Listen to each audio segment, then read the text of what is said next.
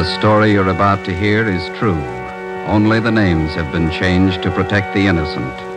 Fatima Cigarettes, best of all long cigarettes, brings you Dragnet.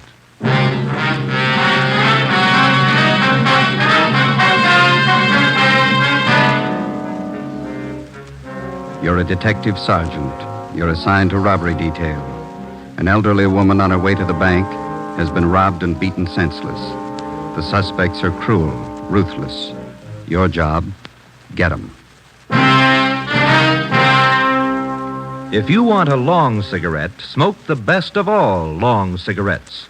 Smoke extra mild Fatima.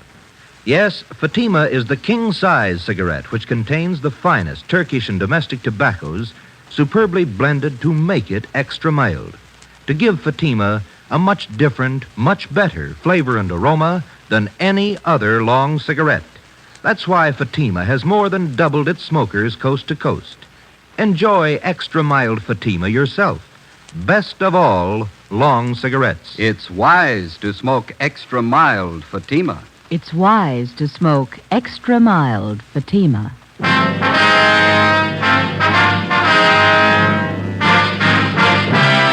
Dragnet, the documented drama of an actual crime. For the next 30 minutes, in cooperation with the Los Angeles Police Department, you will travel step by step on the side of the law through an actual case transcribed from official police files. From beginning to end, from crime to punishment, Dragnet is the story of your police force in action. It was Saturday, August 9th. It was hot in Los Angeles. We were working the day watch out of robbery detail. My partner's Ben Romero. The boss is Ed Walker, captain of robbery. My name's Friday. It was 10:14 a.m. when I got to room 27A, robbery detail. Hi. Hi. Hello, Joe. Hi, Win. How is he? Won't know for a while. What'd the vet say? Thinks the dog picked up some kind of poisoned food. Oh, it's too bad. Sure hot. You got a penny? Yeah. Yeah, there you are. Thank you.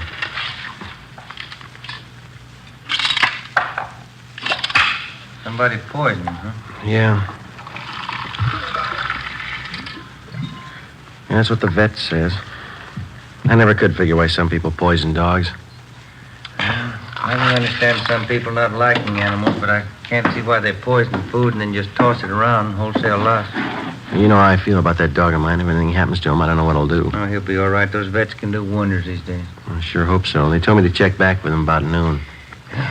I'm about to melt in this heat. Yeah, doesn't seem to be any air at all. Well, tomorrow's Sunday. Guess I'll just lie out in the backyard. It's going to be good to just loaf around and read the Sunday papers, huh? It's a hot shot. I'll take it.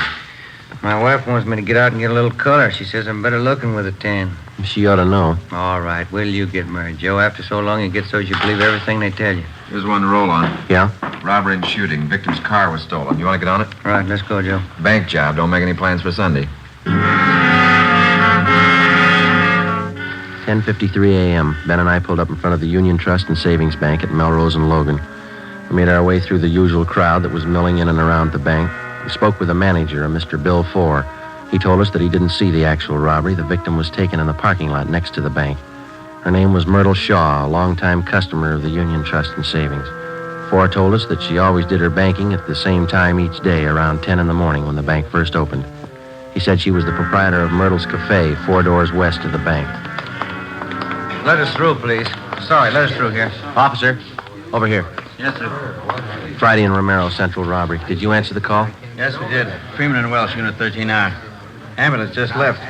Victim didn't want to go to Georgia Street, said she wanted her own doctor. Okay, is she inside the cafe? Yeah. Let's go in, Ben. Are you Freeman? No, I'm Welsh. Freeman's inside. See if you can clear this crowd a little, will you, Welch? Right. Thank you. All right, you've seen everything now. Now, let's move along. Come on. The block on the street there.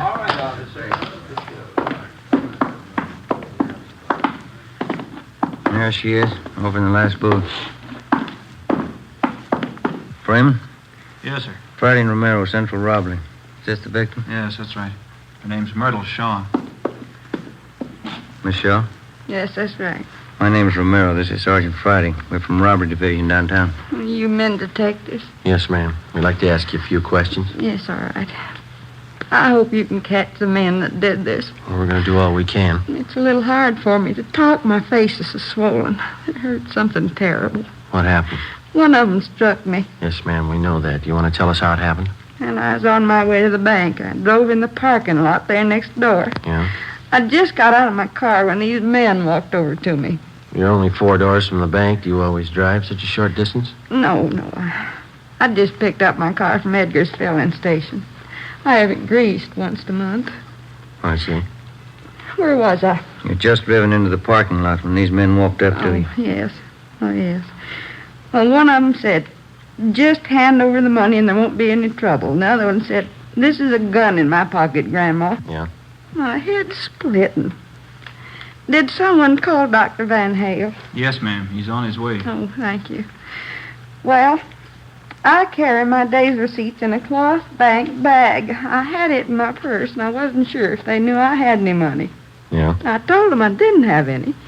And I was going in to draw some out, and one of the men said, look, old-timer, we don't want to get rough. Just hand it over. We know you got it. What'd you do? Well, I turned and started to walk away, and I saw this one man's arm flash out of his pocket, and then something hard like a rock struck me on the side of the face. Must have slugged you with his gun. Oh, yes, it couldn't have been his hand. I don't think he could have cut my face like this with his hand. You should have let them take you to the emergency hospital. No, I don't want to go in an ambulance. I want my own doctor. He'll know what to do. The ambulance crew gave her first aid. She wouldn't let him take her. Mm-hmm. Thanks. Miss Shaw, would you know the men if you ever saw them again? Well, I think so, yes. One of them looked like the worst kind of a hoodlum. And then they got your money, huh? Oh, yes. And they tell me they got away with my car, too. How much money did you lose? $116.23. Do you own this cafe? Yes, I do. It's a small place, as you can see. I do all the cooking and serving up to 11:30 in the morning. Then I have a college girl that waits on tables in the afternoon and evening. Do you think those men have ever been in here in the cafe? No. Have you ever seen either of them before? No, I never laid eyes on them before today. How about the girl who works for you? You think she's ever seen them before? I don't know. You can ask her. She should be here soon. What time is it now? 11:20. Yes, she'll be along any minute. Oh, I wish there was something to stop this aching. We know you must have a lot of pain, Miss Shaw, but we've got to ask a few more questions so we can get right on this. Yeah, I understand. I'll tell you all I can. All right. Ben, do you want to get the dope on the stolen car and a description of the man? I'll call the office. Right. Say, is there a payphone I can use here, Miss Shaw? Yes, right over there behind the fountain. over Thank there. you. Do you need change? Yes, ma'am, I'm afraid I do. Well, just help yourself in the cash register there. Thank you.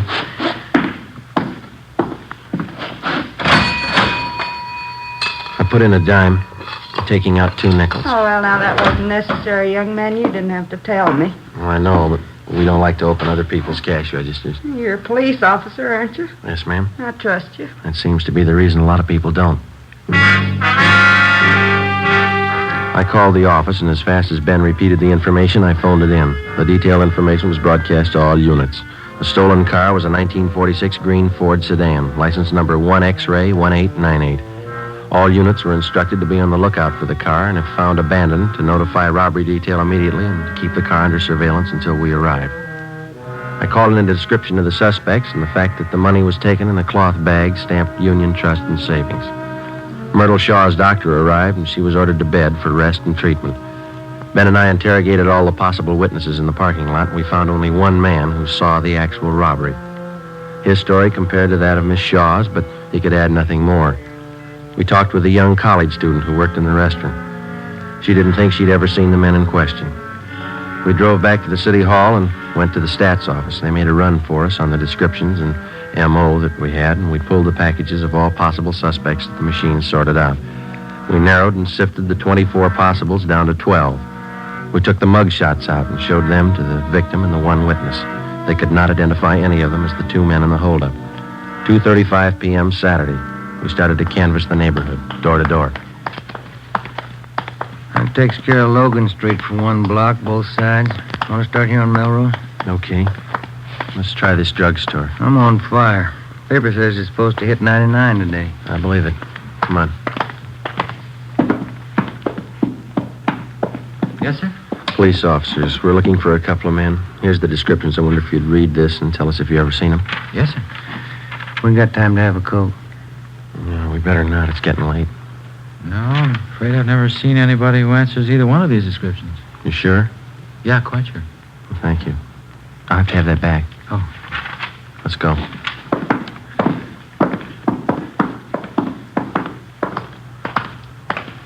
Is it just my imagination, or does it seem to be getting hotter to you?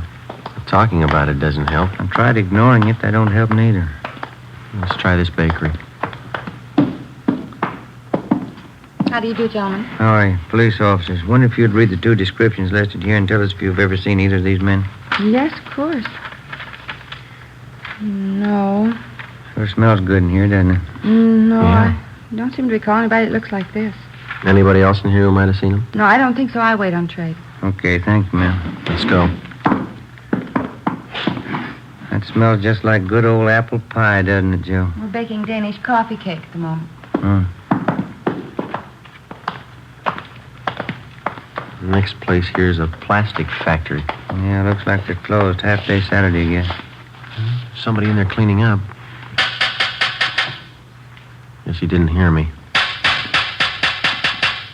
Oh, here it comes. Yeah. A lot of money in this plastics business. Mm-hmm. Really came into its own during the war, didn't it? Oh, yeah. The plant's closed Saturday afternoon. Police officers. Wonder if you'd look this paper over and tell us if you may have seen 2 men answering these descriptions. All right. I have to put my glasses on. Yes, sir. There now. I don't need them for sweeping, just reading. All right, here you are. Mm-hmm. What do you think? What was that? I said, what do you think? Have you seen him? I don't know. How do you mean? I'm not sure yet. Hmm? I'm not sure. I may have seen one of them. How about the other one? That's what I mean. Yeah. I don't know about the other one. But you do remember seeing one of them? I might have seen both of them. But you're not sure. I don't know. Well, do you want to tell us what you remember about the one you did see? Oh, don't you want to know about the other one, too? Well, yes, sir, we do, but I understood you to say that you didn't know about the other one. No, I don't. Well, you just tell us what you know, then. Then you want me to just forget about the other fella? No, sir, but if you don't know, it's all right. I might know. Yeah? I haven't read about him yet. Oh.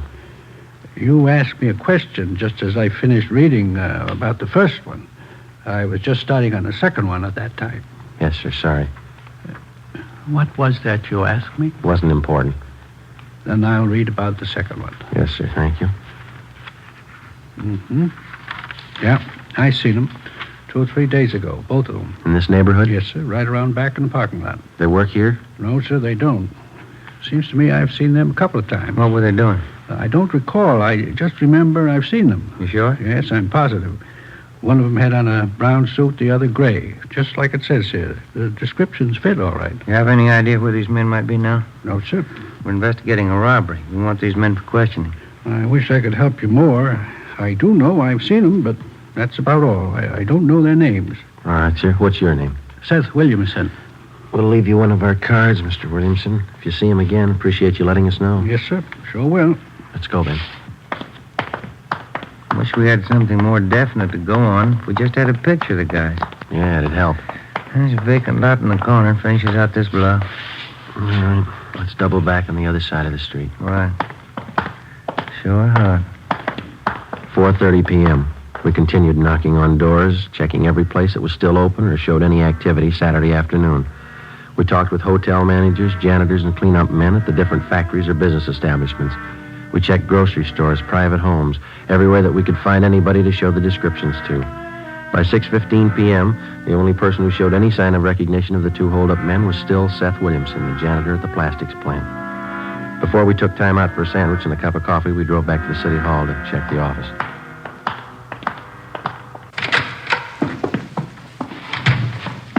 Hey, Friday. What do you say, Marty? Couple messages for you here. Thanks. What's the matter with you, Romero? I'm dehydrated. That sun almost fried me.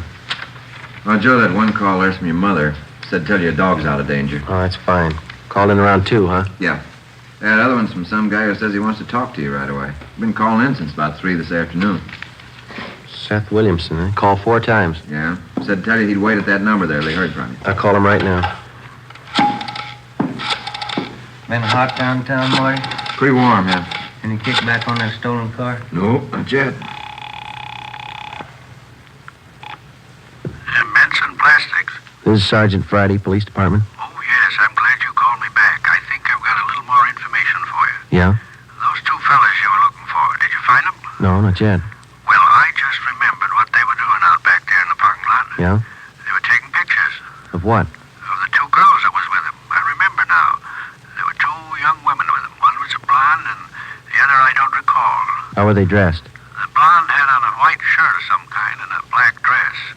That's all I can tell you for sure. Who was taking the pictures? First, the fellas took the girls' picture, and then the girls took snapshots of the fellas. Thank you very much, Mr. Williamson. Oh, it'll help you. Yes, sir, it will. Goodbye. Goodbye.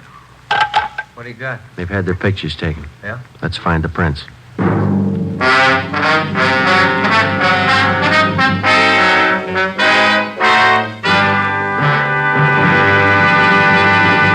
You are listening to Dragnet, the case history of a police investigation presented in the public interest by Fatima Cigarettes. If you smoke a long cigarette, it will be in your interest to listen to a typical case history of a Fatima smoker. It's the case of Miss Nancy Appel, a night news writer for one of the world's great press services. This is her actual signed statement. When you're working hard, smoking more, it's nice to enjoy a really mild cigarette. I've found the king-size cigarette that has this quality above all others. That cigarette is Fatima. Because it's extra mild, Fatima is always more enjoyable. That's why I agree. It's wise to smoke extra mild Fatima. And more smokers agree to that every day. Actual figures show Fatima has more than doubled its smokers coast to coast. So enjoy extra mild Fatima yourself. The long cigarette, which contains the finest Turkish and domestic tobaccos, superbly blended to make it extra mild. You will prefer Fatima's much different, much better flavor. You will agree. It's wise to smoke extra mild Fatima. It's wise to smoke extra mild Fatima. The best of all long cigarettes.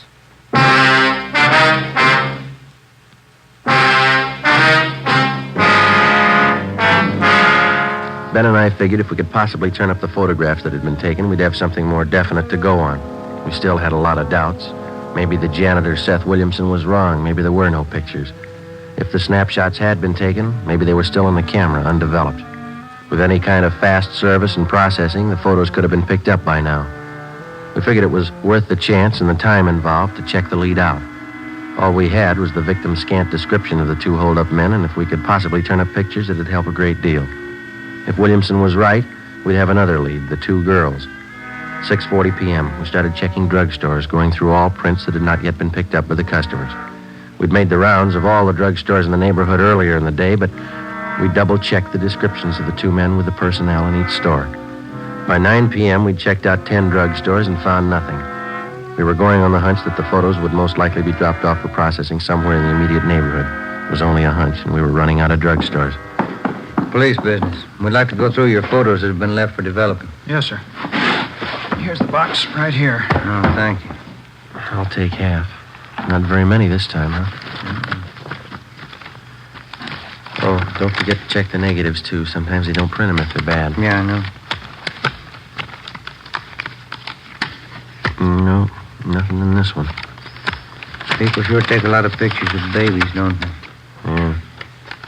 Nothing. These are sure fuzzy. Pictures of the zoo. Pictures of Yellowstone.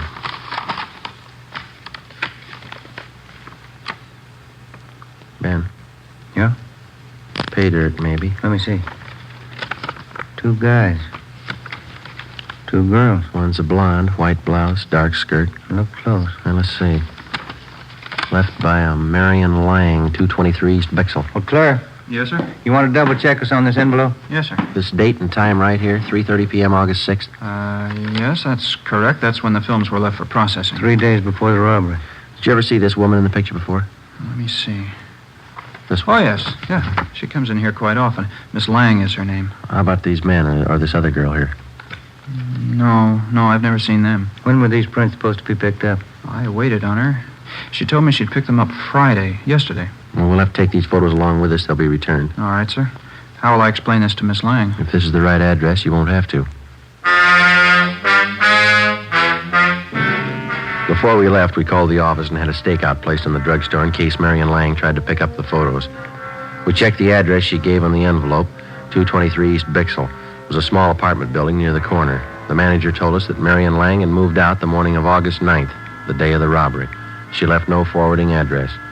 The manager knew nothing of the other girl or the men in the photos. We checked with Myrtle Shaw, the victim.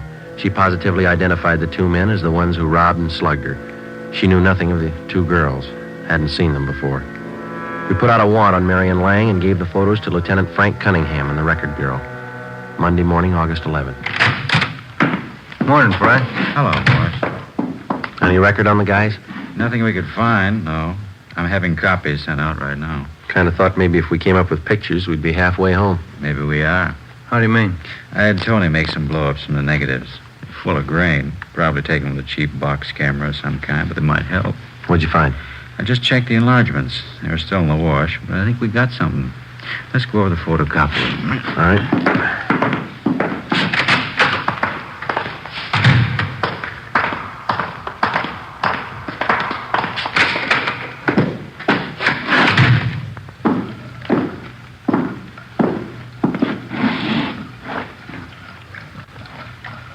Yeah, they're good and clear now. Clear as they'll ever be, anyway. There we go. I had 16 by 20 enlargements made. This will show you what I found. Yeah? You guys take a good look at the face of this one man here. Thought we did. Why? It's pretty hard to see on those small prints. Look here. You see the nose on this one? Mm-hmm. I'd guess it's been broken one time or another, wouldn't you? Yeah. You see here? Scar over the left eye, scar over the right eye. A couple of them. Yeah? Look at the right ear. See how mashed it is? Hmm. We couldn't come up with any names for you, but I'll bet it'd be safe to guess his line of work. Looks like a prize fighter. Nothing in the oddity file. I checked and double-checked everything I could lay my hands on here in the department. I don't place him if he was a boxer of any standing. I don't recall him. Isn't much. Wish I had something else for you. It's a lead, isn't it? Might be. It's more than we had. It was possible that one of the two hold-up men in the photos could have been a professional fighter. From his appearance and build, we felt it was a fair guess. We took copies of the snapshots to the State Boxing Commission, Los Angeles branch. We spoke with a Mr. Farmer, who couldn't seem to recall the man from his picture. We went over the description that the victim had given us. Farmer said that he knew a great many of the fighters because at one time or another they all check in and out of the commission before a bout. But the man in the snapshot remained unidentified. He checked through several hundred cards bearing the photographs of boxers in the files. No luck. Farmer suggested that we try the Spring Street gym where the out-of-town fighters get into shape and the boxers in town train.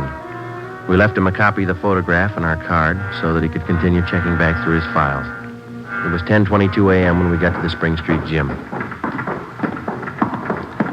Here's the manager's office.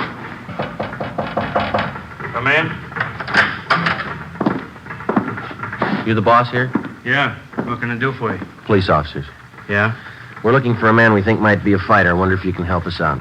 Sure, try. I'm Sergeant Friday. This is my partner, Ben Romero. Hi. My name's Charlie Coleman. Here's a couple of photographs for you to look at, Mr. Coleman. Mm-hmm. Have you ever seen this fellow on the right? Let's see here. Let's walk over by the window, get a little light on him. Wait a minute. Used to work out here all the time a couple of years back. Name's Billy. Marshall, yeah, that's right. One of them named Billy the Kid Marshall. Is he still around? Oh, gee, I couldn't tell you. It's been a good 2 years since I seen him up here. Any idea where we might locate him? I doubt it. Used to be in Benny Farber's stable. Benny's been in the East now over a year. Let me check back through my locker listings. Maybe I still got something on him. Yeah, let's see. Out cards. Yeah, that's what we want. Let's take them over here by the window where we can read them. As I recall, Marshall wasn't much of a fighter. Farber nursed him up through the prelims, got him in the semi-windups. He started hitting the bottle. Played the dames. Oh, yeah, here we are. Can I see that, please? Oh, sure. Here we are. Thank you. Billy the Kid.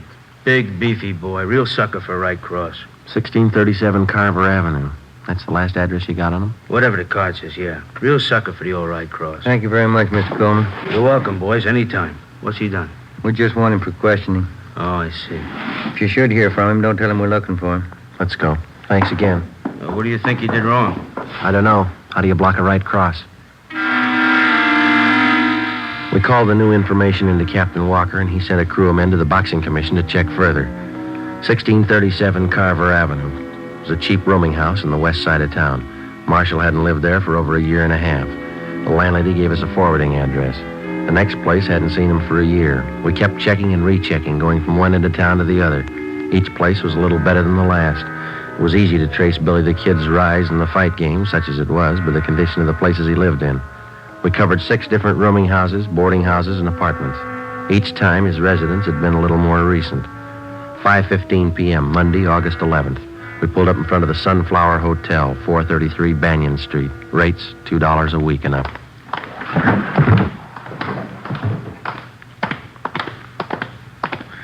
Nobody at the desk. I'll ring the bell. How do you do? Police officers. Have you got a Billy Marshall registered here? No, no one by that name here. You take a look at this picture. Either one of these men live here? Oh, sure, that's Tom Green and George Martin, room 9. They in now? I could buzz their room and see. No, never mind. Room 9, you said. Yes, sir, that's right. Let's go.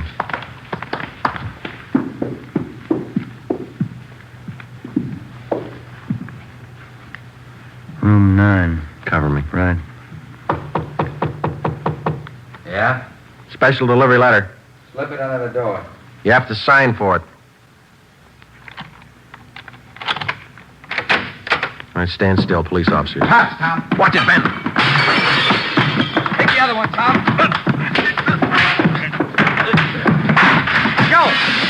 Joe, look out. All right, hold it right there, Marshal. Get over there against the wall. You, get up. Go over there with him. Move. Give me a hand, Joe. I'll help you up. You all right? Yeah, I'm okay. There he is, Joe. Looks like his picture. Fits the description. Except for one thing. Yeah? He's no sucker for a right cross. The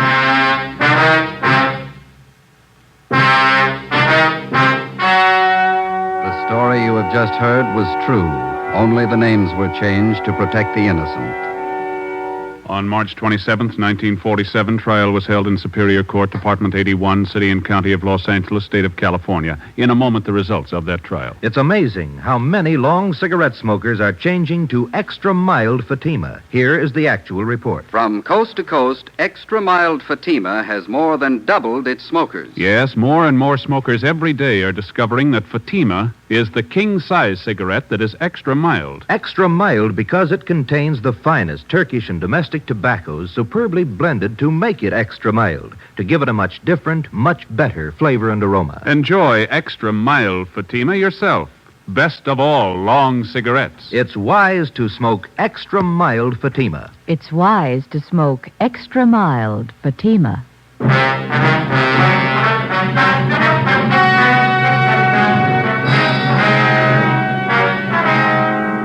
Both William Marshall and his accomplice were found guilty of armed robbery and grand theft auto and are now serving their terms as prescribed by law.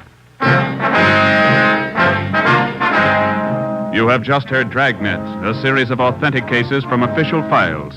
Technical advice for Dragnet comes from the Office of Chief of Police W.A. Wharton, Los Angeles Police Department. Fatima Cigarettes, the best of all long cigarettes, has brought you Dragnet transcribed from Los Angeles. Screen Directors presents Lucille Ball as Miss Grant tomorrow on NBC.